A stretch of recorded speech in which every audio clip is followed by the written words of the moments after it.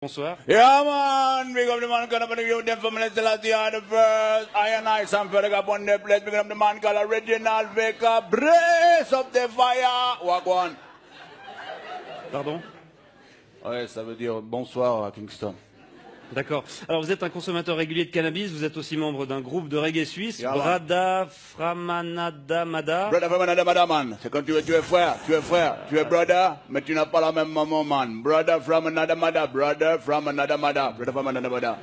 Brada Framanada Mada. Vous êtes c'est ce groupe dans lequel vous jouez, avec lequel vous voyagez souvent Yeah, man. en Jamaïque. Bra. C'est ça. Alors tout d'abord, qu'est-ce que vous pensez de ce boom du CBD? Un boom qui a commencé en août dernier lorsqu'un fabricant Schaffhauser a obtenu pour la première fois une autorisation d'en vendre. Man, moi je trouve c'est rigolo de voir les clients qui vont acheter une ou deux têtes de weed comme si c'était des chiclettes.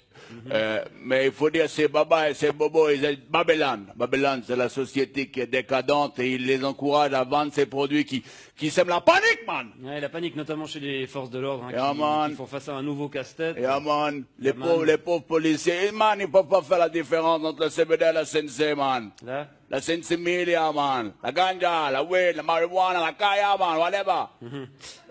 D'accord, parce qu'il est vrai qu'en apparence, le cannabis légal ressemble à s'y méprendre à son cousin. Les pauvres petits boys de police, man, ils peuvent pas faire la différence, man. Il faut qu'ils aillent goûter le produit. Alors imagine, man, le pauvre policier, man. Excusez-moi, vous pouvez me présenter vos papiers à rouler d'identité.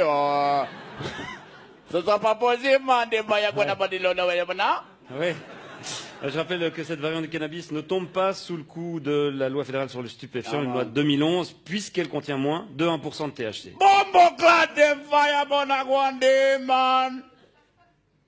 Il faut savoir qu'on obtient ce tabac, en manipulant la plante. Man. En la manipulant. En manipulant la plante. Génétiquement.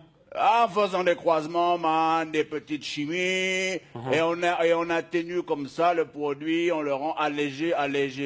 Et aujourd'hui, man, c'est partout comme ça dans la société, man. C'est exactement la même chose comme les sodas sans sucre, les yogourts allégés à la gélatine de porc, ou l'huile d'olive sans olive, man. Ça va pas, man. C'est pas du vrai cannabis, selon Man, vous. non, man, la vraie weed, la vraie ganja. La vraie ganja. Il faut la planter avec amour. Il faut la faire grandir sous les incantations de Joe Rastafari. Et ensuite, il faut la récolter, la faire sécher, la fumer pure, sans tabac, man. Comme dans la chanson. Give me the weed, good ganja weed, but I want it, whatever they got it for the weed. Bon, naturel ou pas, le cannabis contenant un taux de THC élevé. C'est quoi THC? Tétrahydrocannabinol, tétrahydro peut-être. Yeah, c'est d'abord une drogue et contre laquelle les pouvoirs publics sont censés lutter, monsieur Frediger.